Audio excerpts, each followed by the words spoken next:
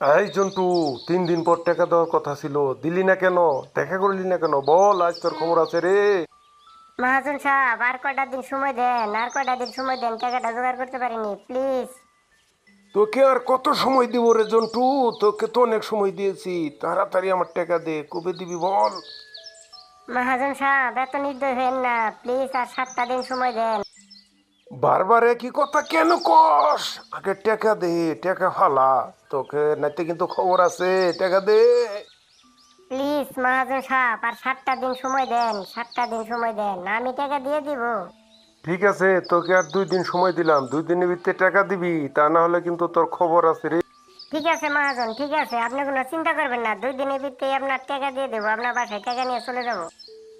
জন্টু, এই কথাটা যেন মনে থাকে, 2 দিনের ভিতরে টাকা দিবি। তা চলে যাচ্ছে আজকে, 2 দিন পরে কিন্তু তোকে আর ছাড়বো না। টাকা নিয়ে যাবি বাসায়, ঠিক আছে?